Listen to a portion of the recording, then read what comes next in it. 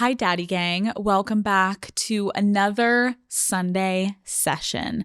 I wanted to first just start this by checking in with everyone. How are the girls feeling? How are we all doing? I feel like something about January has felt a little more stressful than usual, or at least maybe it's me. I don't know, work has been so insane. I feel like my schedule has been insane, and I really told myself this year that I was going to hit the ground running, and I started off the year feeling so motivated. I was so excited about the projects that I wanted to accomplish, all the self-help that I was going to be doing. I ordered a goddamn journal in December. I was like, come Jan 1, I'm going to be a journaling girl. And then all of a sudden life just immediately started to get in the way.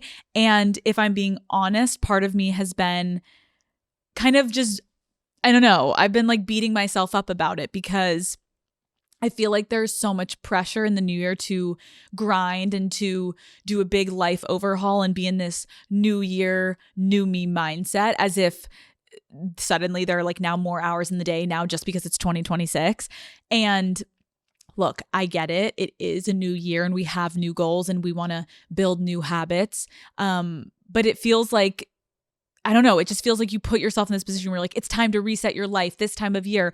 But I also think this intense focus on becoming your best self, just because it's a different number on the calendar, it can leave a lot of us feeling like we aren't good enough as we are. And when I get too focused on optimization and hitting next steps and, living for the future version of myself, I notice that I completely begin to lose sight of all of the things that are currently going well in my life, right?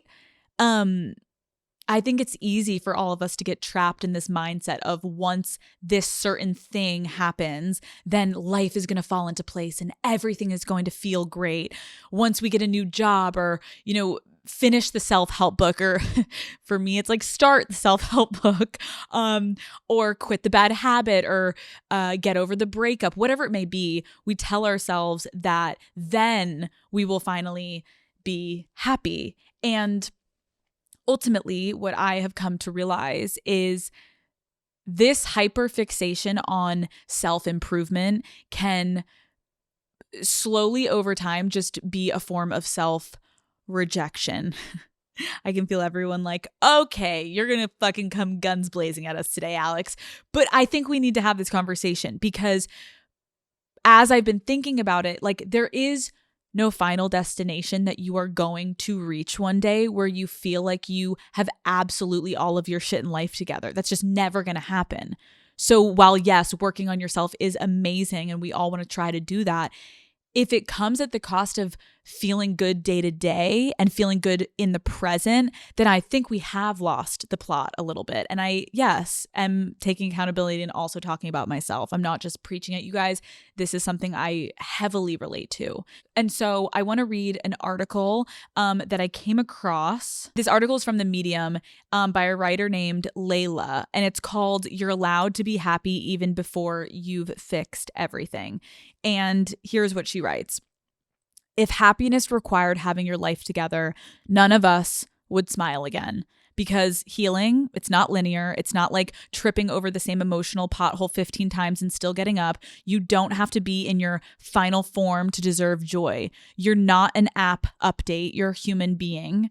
So maybe your room is a mess. Maybe your goals are in the same folder as your forgotten dreams and unwashed laundry. Maybe you're still trying to forgive people, including yourself.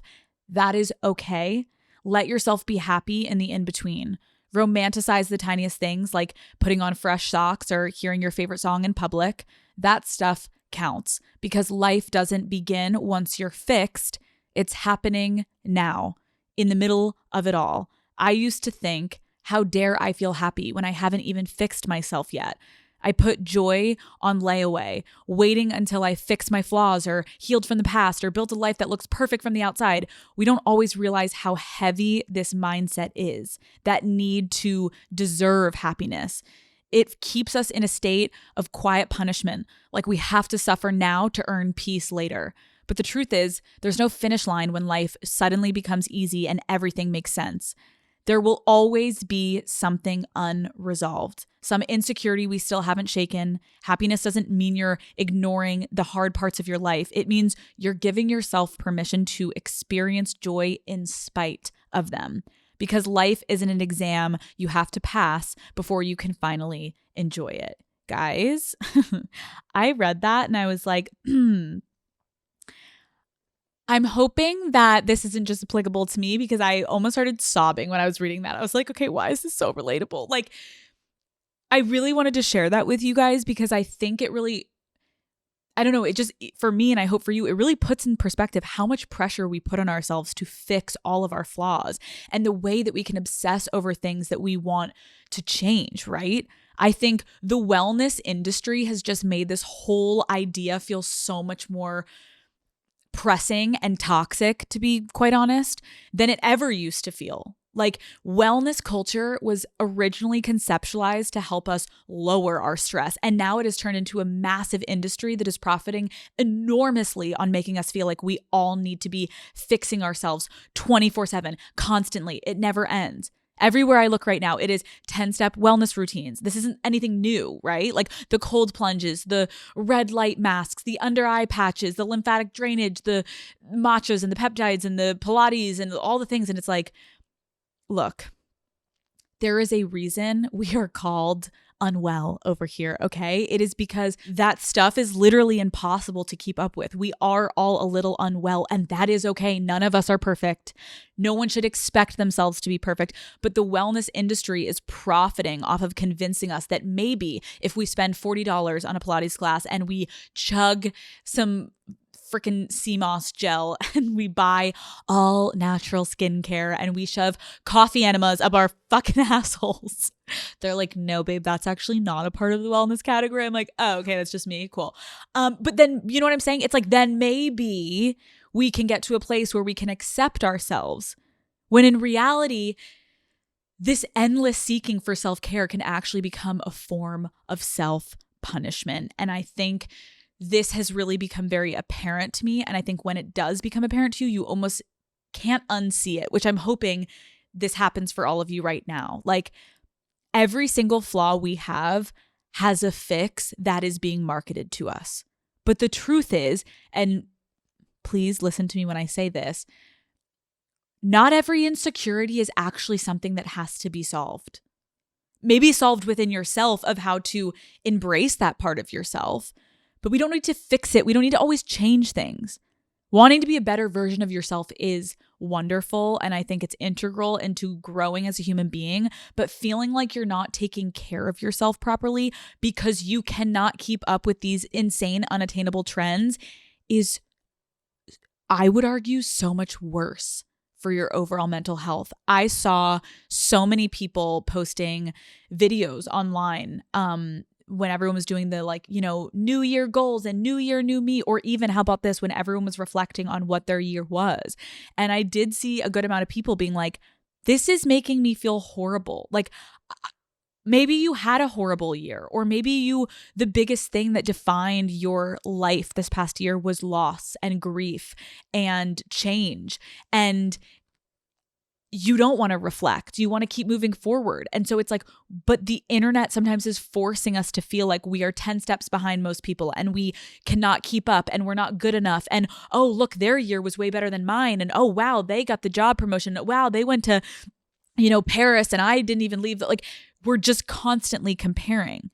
And I think especially right now in January, we all just need a little PSA reset on what wellness actually is, because they have us so fucked up, daddy gang. They have us so believing wellness is something completely the opposite of what it is. Because you know what? Wellness, first of all, let me just say, it doesn't need to cost $1 million fucking dollars, contrary to what everyone is telling you.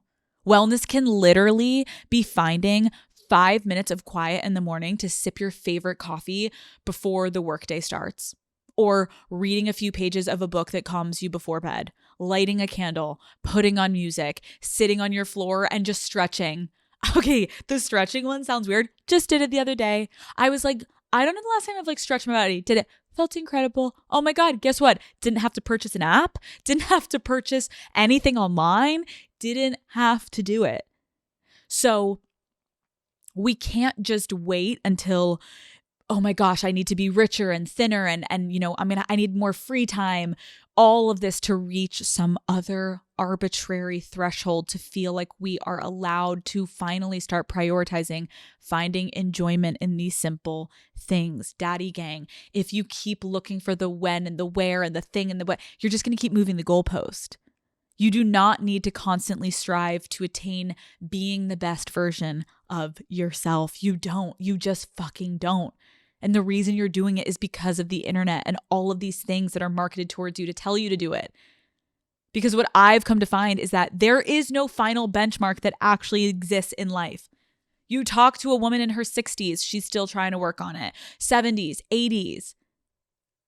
And you know what else it kind of makes me think of as I've been reading articles about this and researching and doing all these things. Like, I see this kind of same idea come up a lot amongst my friends and myself in the past when it comes to dating.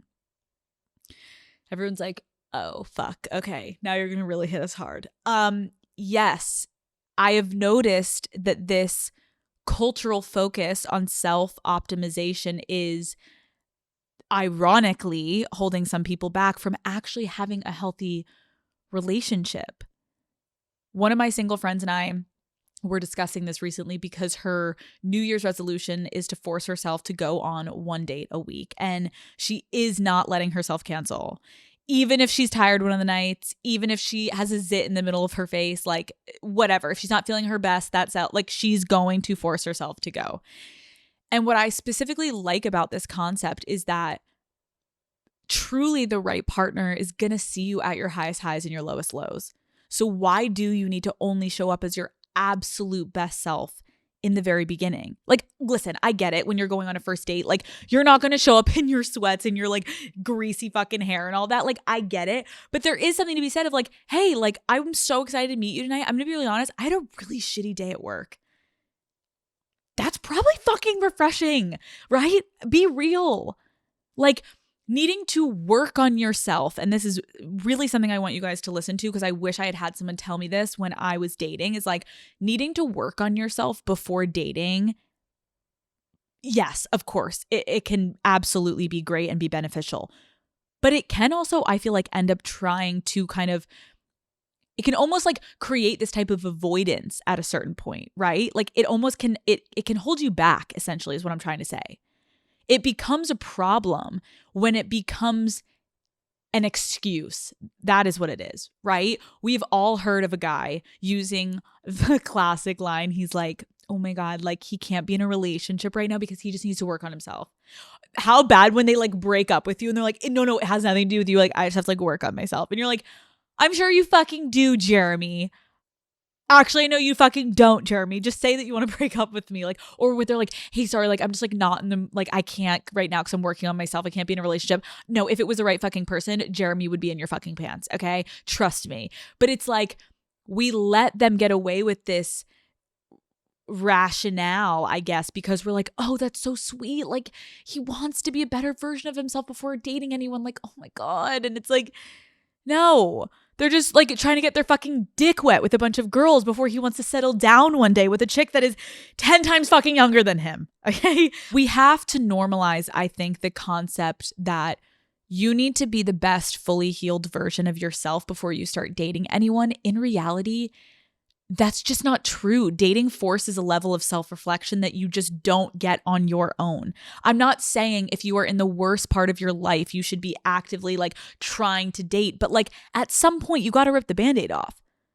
You don't really discover what you still need to work on when you're sitting alone in your room journaling, unfortunately. Trust me, I wish that was the case. I wish we could solve all of our problems without a man across from me at the fucking table.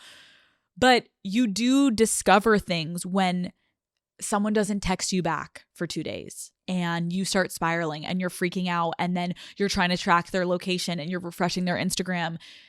Then you may realize, oh, wow, I do still have these abandonment wounds that I do need to address, right? Like that that deep inner work of crashing out over a situationship, that does not happen, unfortunately, in isolation. Okay. I wish it did. Sometimes it takes interacting with people.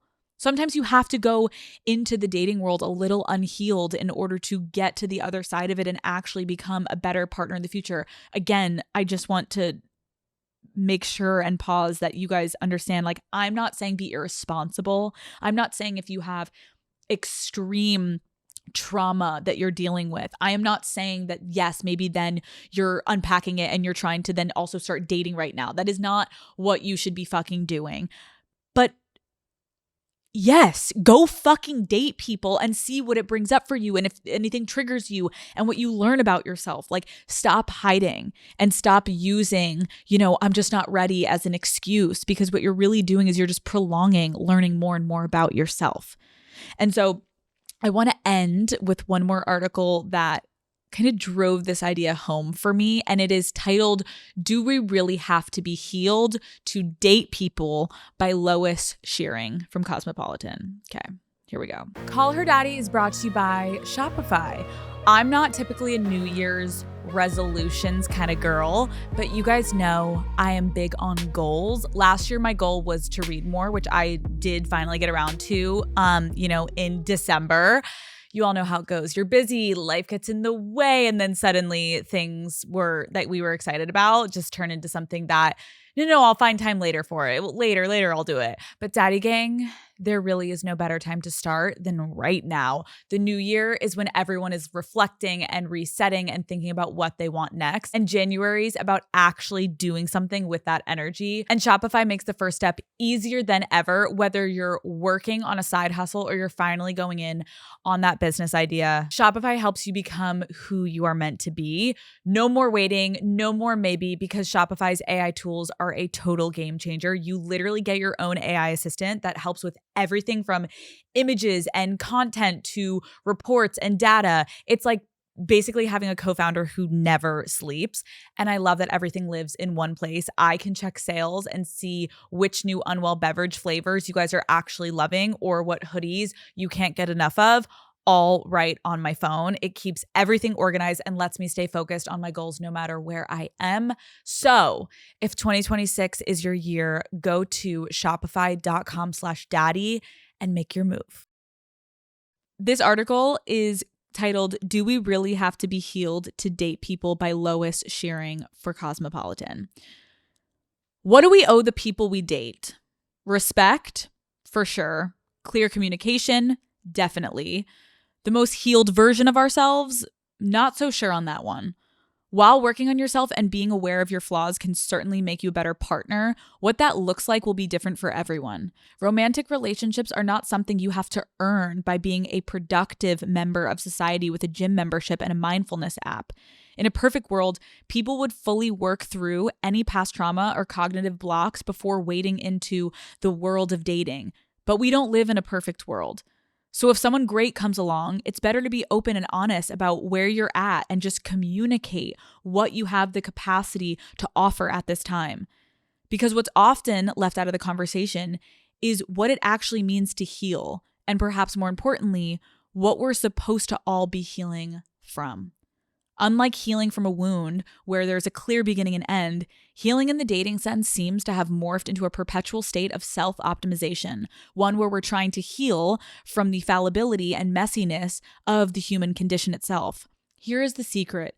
You can't get better without other people. You can't think, journal, or meditate your way into trusting people again after you've been betrayed. You have to take the plunge to get proof that other people can be trustworthy. Demanding that people should only date once they've reached a certain level of healing, one that conventionally aligns with capitalist ideas of success, is a way of trying to protect yourself from the possibility of getting hurt. You are not required to be perfectly healed to deserve love.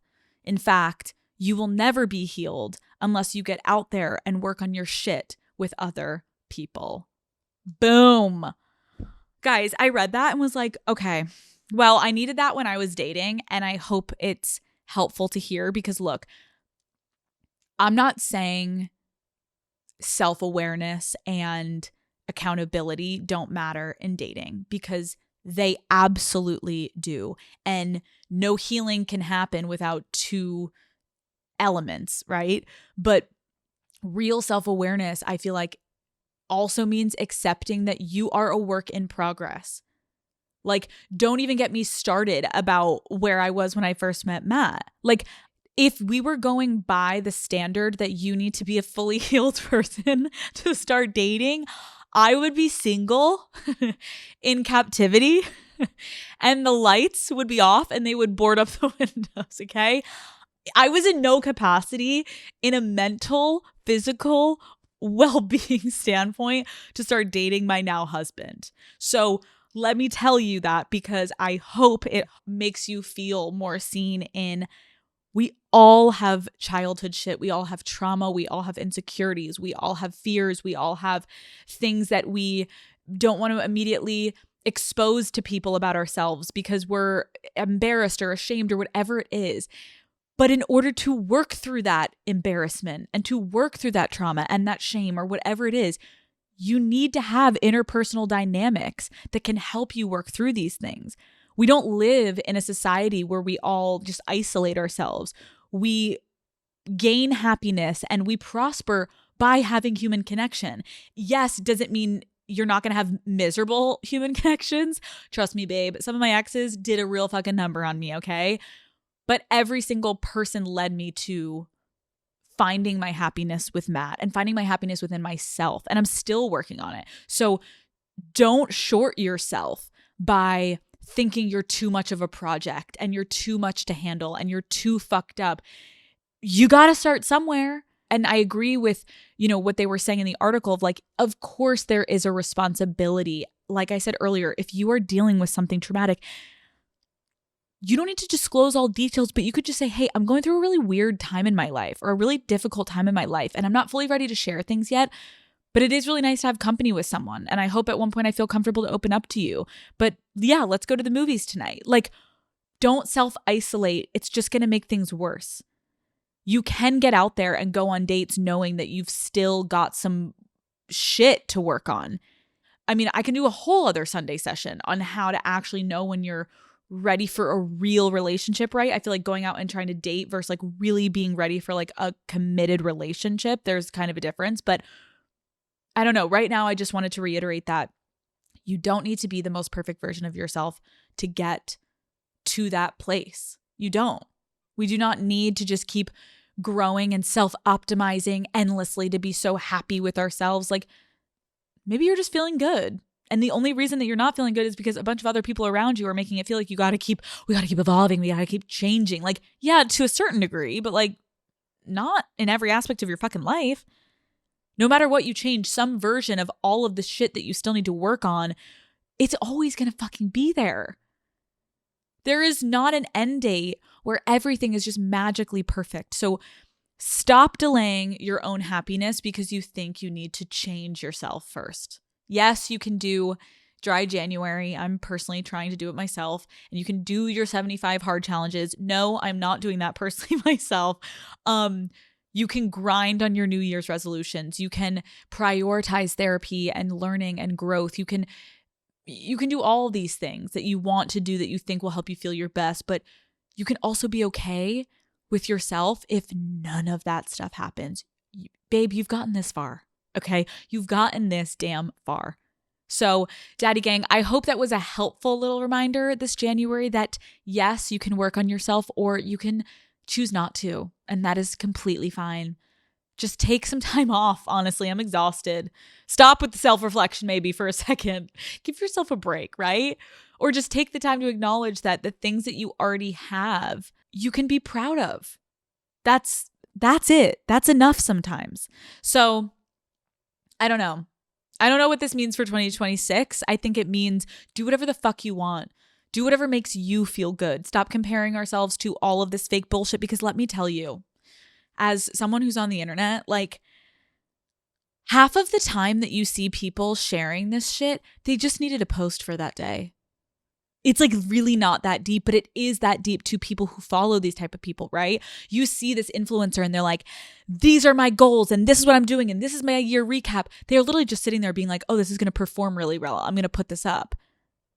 But you are the one though that's being impacted by it. So I think we also need to have a level of discernment of like, how much are you allowing influencers and creators and their content to personally impact you? And if it is significantly impacting you, if you felt so horrible at all the 2025 recaps and all of those things and the 2026 goals, like you have to look inward and say to yourself, why is this so triggering to me? And how can I stop this from impacting me so heavily, right?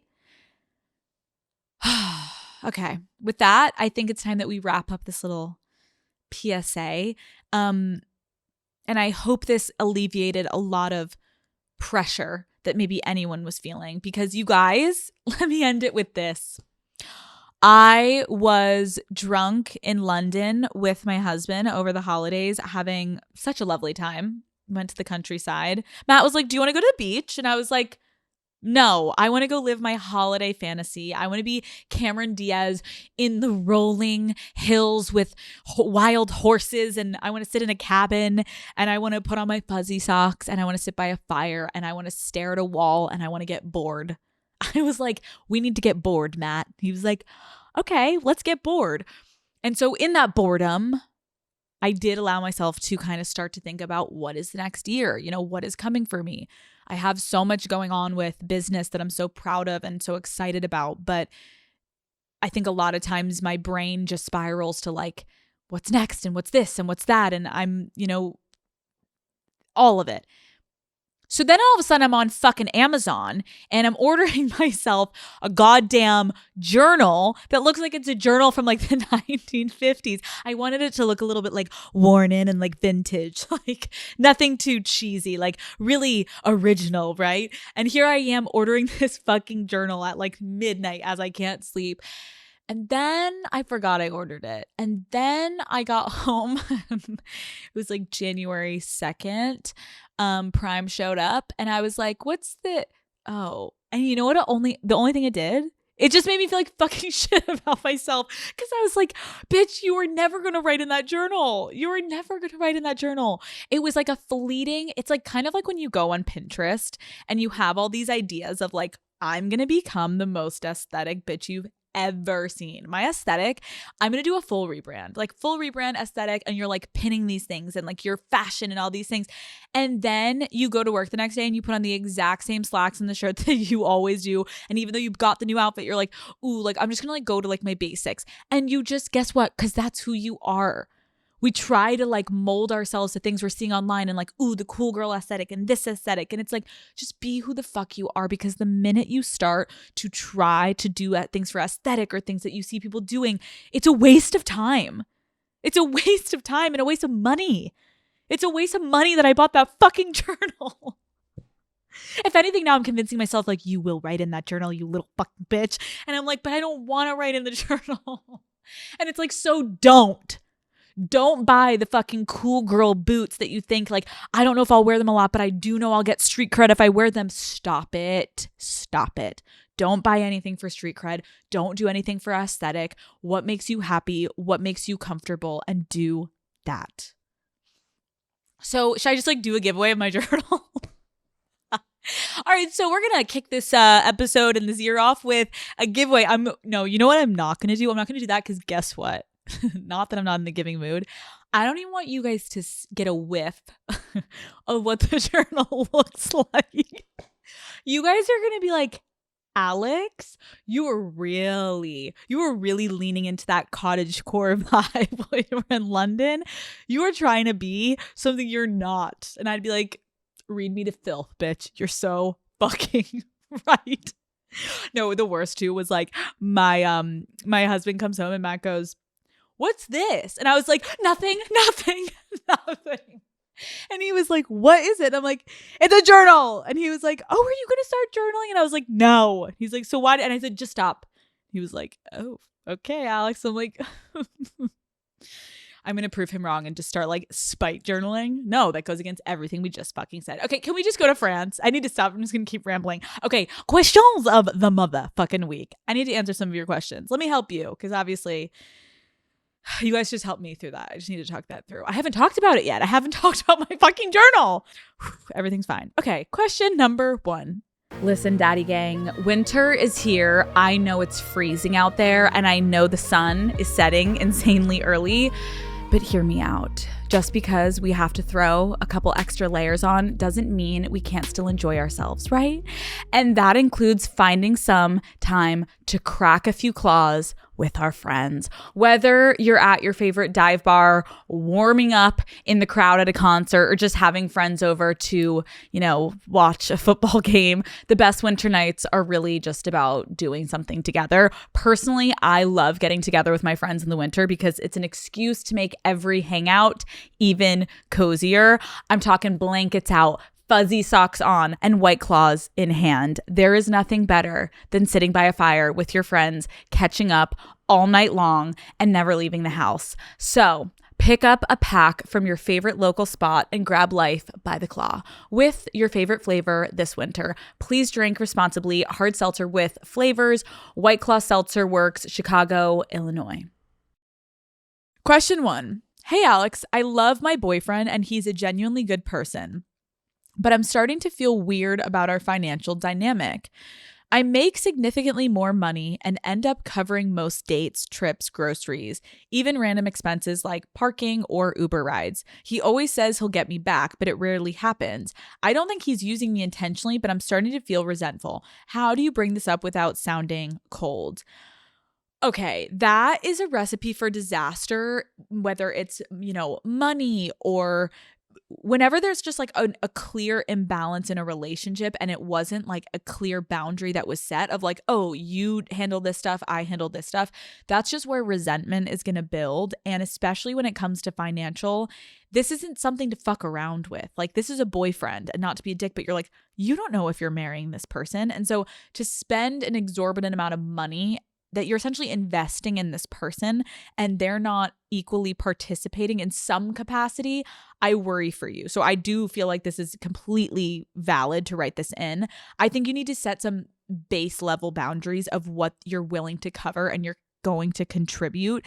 I think if you can be honest with yourself first, you always have to first, I think, before going to the person, like, what would make you happy? Like, if you're like, I actually am just looking for a thank you. Like, I actually don't care about covering the cost. I just need like thank yous and more just like honest, just like recognition. Great. Or are you like, I'm struggling, I need him to pay 50-50, or even if you're not struggling, you just want him to go 50-50 with you. I think you need to know that before you go into that conversation. I also think you need to figure out what percentage you're comfortable with contributing. Like, there's a lot of dynamics. If you're going to live with this person, if you're going to one day marry this person, like, are you going to pay for the whole fucking wedding? Are you going to pay for the kids? Are you going to pay for the house? Like, money conversations with partners at the end of the day can be very uncomfortable. And if this person has genuine respect for you, I think you need to bring it up. I do suggest, because there could be an element of embarrassment.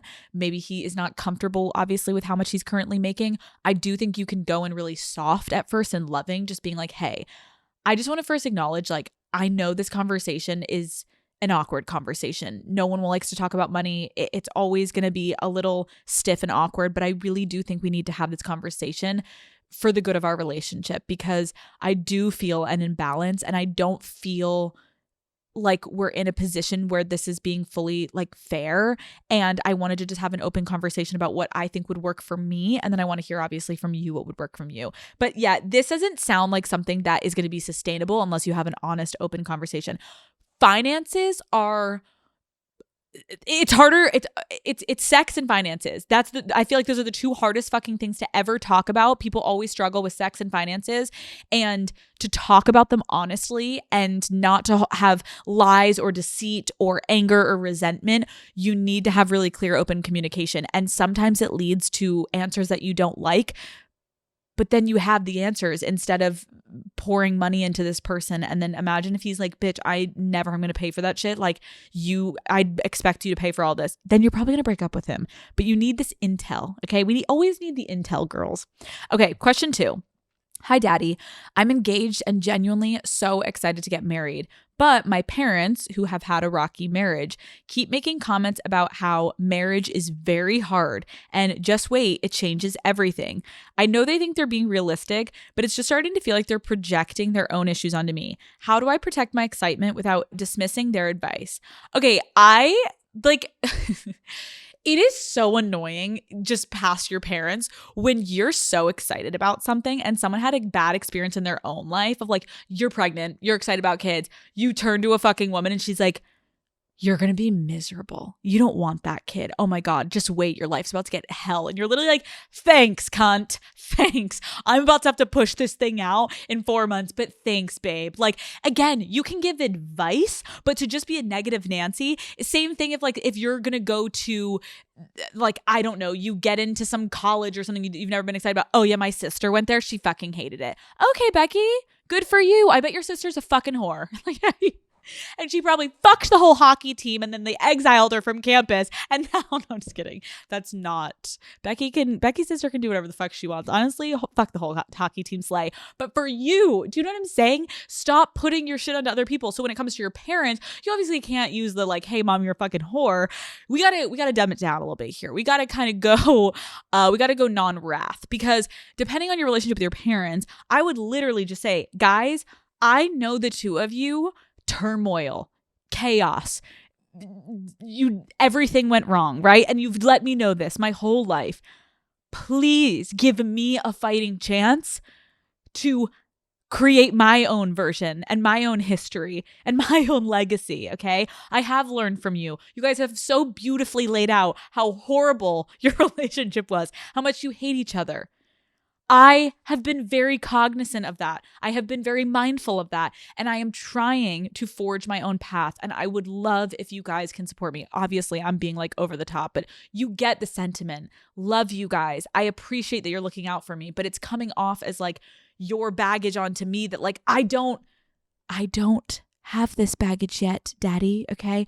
Frederick hasn't cheated on me yet, Dad, like you cheated on Mom. Okay. So give me a fighting chance. Give me a fighting fucking chance, Dad.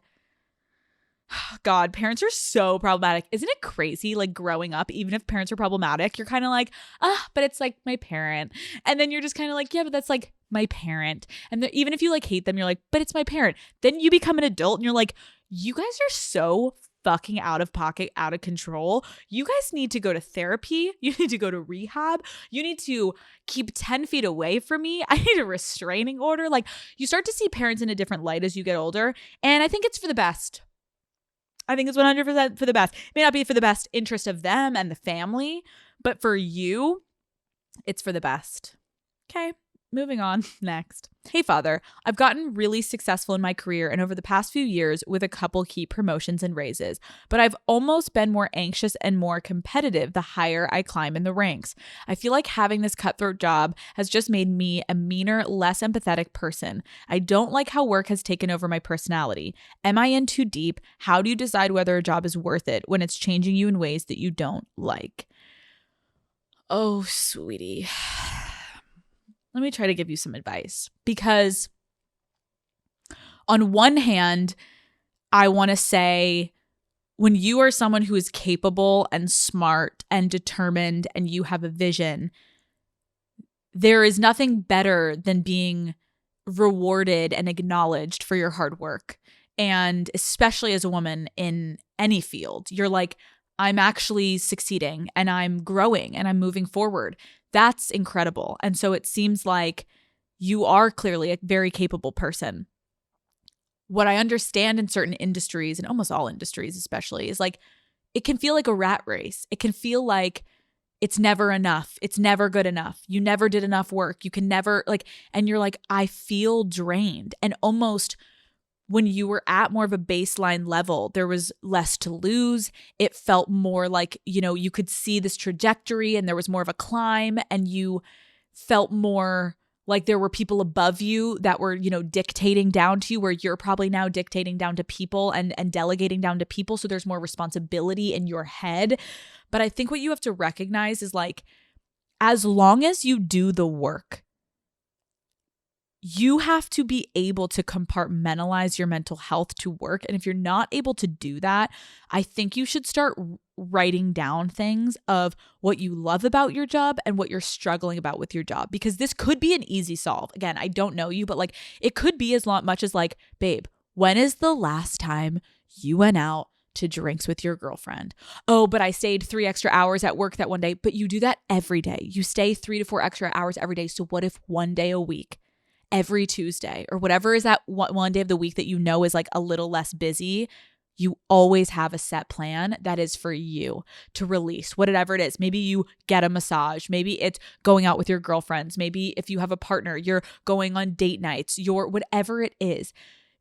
Indulge yourself. Enjoy, like reap the benefits of your hard-earned work. And I think if I can relate at all, like that is something that Matt is very helpful to me in, where like I have a tendency to just put my head down and be like, I'm let's just go.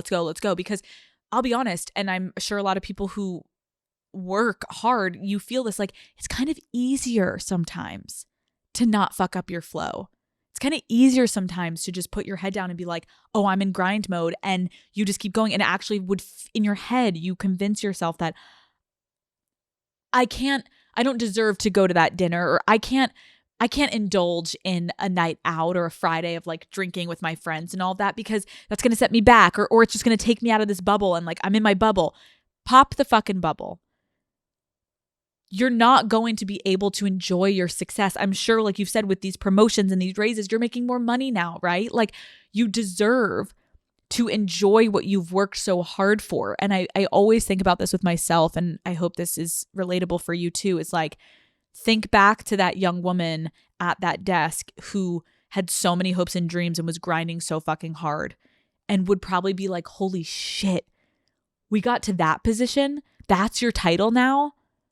So instead of running away from the challenge, because you wouldn't be in this high energy of an environment if you didn't love it to some capacity, look inward to find how you can carve out personal moments. Because, and I know that sounds so simple, but it's not. When you are someone who's a workaholic who grinds their fucking ass off 24/7, it is harder to disengage from work and pop into a family dinner, because then everyone's agitating you sometimes. You're like, you don't even know what's going on with my work. You don't even know how much I have on my project. So sometimes it's easier to self-isolate. Stop doing that. Stop. Because guess what? The work will be right there when you get back. And knowing you're an overachiever, you're already ahead on your work. The last thing I will say, if none of this was applicable, is you may also just be burnt out, and this rat race of a job is not the job for you. And not wanting to push yourself to try to be the president of the company, that's okay. I think sometimes this, hustle culture can convince people that you need to be the best at what you do, and you need to go for this, and you need to make this amount of money. That's not for everyone. There are different people all over the world. There are people that are like, I want to make this amount of money. I want to live this lifestyle. Great for you. There are people that are like, I will be so happy if I can just make this amount of money and I'm then able to pour this amount into this lifestyle. Great. Who are you? You have to answer that question for yourself first, and then you can apply this advice. Are you closer to quitting your job, or do you just need more balance? Boom. Okay, last question. Hi, Daddy. I need advice on how to handle my mom's constant comments about my weight. Before I keep reading this, can I just... My PSA wants to be to all the mothers and the mother-in-laws out there, but it seems as though they can't help themselves, right? Like, you can literally be like, oh, you are such a fucking miserable bitch. Can you stop fucking commenting on my weight? If anything, maybe worry about yours a little bit more, Cassandra, okay? Maybe worry about yourself, okay? And you want to dig in and you want to make such a backhanded or a straight fucking handed comment back to her and rip her face off. But you can't, because there's a power dynamic, because this is your mother and she's been doing this, I'm assuming, since you were a young girl. This isn't new. This isn't new. And so I don't even have the answer yet because I haven't even read your fucking question. I just read the first sentence and I'm literally like, can moms and mother-in-laws stop? How about this? Also, but it goes back to can women stop? Because I'm assuming this is a projection of your mother. Your mother is self-obsessed with weight. So she's putting it on to you. And she's only going to make you more self-obsessed because she's your mother. And this is the person who raised you. So how could this not rub off onto you, even if you try your damnedest to not let it affect you? I'm so sick of people doing this to their children, and then you become an adult and we feel like as adults it's easy for us to just be like, well, now you're an adult, just tell your mom, like, mom, stop commenting on my weight. I'm like, yeah, you go tell your mom that. Yeah, you go have a honest, open, healthy conversation with your mother. I'd film it, put it online. We'd all love to actually see. If you are capable, we'd love to actually see. We actually would love. Please help us understand, because child parent dynamics, even when you're the child and you're 40 and your parents are 70 and 80, it's still the child parent dynamic. It may feel like you're now the parent and they're the child, but it doesn't matter. You came out of them. Okay? There will always be a power imbalance. There will always be a hierarchy. So it is so fucked and unacceptable when parents do this to their children and put them in a position where, what do you want your daughter to say? What do you want, Martha? What do you want, Martha? Okay? Martha, you're sending her down a spiral, Martha. Okay? Do you want to pay for her to go away to a clinic again? No. And guess why she would have to do that? Because you can't stop. You're perpetuating. Like, these people are, but it's all, again, because maybe her mother did it to her. So it's like, yes, we can have a level of perspective and grace to recognize that mothers probably learned this from their mothers and their trauma. And I've talked about this on Call Her Daddy before, and I'm so sorry, I'm not even going to read this comment because this is basically your question. Yes. Okay. My point is this: at some point, we have two things. We have to stop the transgenerational trauma, and we also have to take accountability of how we let other people's actions and words affect us. And that is the biggest crock of shit. If I'm going to sit here and be like, so just go ahead. Go ahead, Gertrude, do it, girl. Who cares if your mom told you to lose a couple lbs? You're good. Just ignore her. Put her on ghost mode. Ghost her. Like, okay, that's literally not possible. It is going to take years. It is going to take decades. There are going to be regressions. You are going to put up boundaries with parents. You are going to fall back on those boundaries. You are going to get in fights. You are going to placate. It is, the pendulum for parent and child dynamics is so fucking complicated. And so when you, though, are able to even recognize this with your mother right now, my first advice to you is boundary setting and using your voice as a first step to see, does she respect a boundary? If she cannot respect when you ask her to stop inappropriately commenting on your weight, then you are going to have to say, I am no longer comfortable being around you if you are going to do that. Now, there you go. There's the next step. Okay, so now you're not going to see your fucking mom ever again? No, but if she can't respect your boundaries, but you still want to see her, then you're going to have to figure out a way to navigate. How can I find a way to not let these comments affect me? Because you can't make her change her actions, right? You can try, and if she doesn't, then what's your game plan? And it just goes on and on and on and on. And I'm not to make us all feel horrible, because I'm now like, okay, well, where do we go from here? It's actually this. There is nothing more heartbreaking than looking at a parent and saying, I wish so badly you could hear me and you could see me and you could understand what I'm trying to express to you right now. But they're still looking at your 5-year-old kid, and they're either going to grow with you and appreciate and embrace boundaries, even if it's a little uncomfortable, or they're not. You're then going to have to take some accountability of how you navigate that dynamic, knowing that these people potentially, and a lot of them, won't change. And that is where it's hard, because I think a lot of us just keep fighting the back and forth. And what really sucks is when you start to go, okay, now it's on you. So don't invite her to the dinner tonight. and let her know it's because you cannot be around her and food at the same time. And that is a boundary. And until she's ready to adjust her behavior, she cannot come to family dinners with you and your husband and the children. Done. Now let me say that makes me want to crawl out of my skin and fucking die, because to do that to your own mother, you're like, oh my God, she's going to kill me. But it's your life. When does it not become your mom's life and it's your life, right?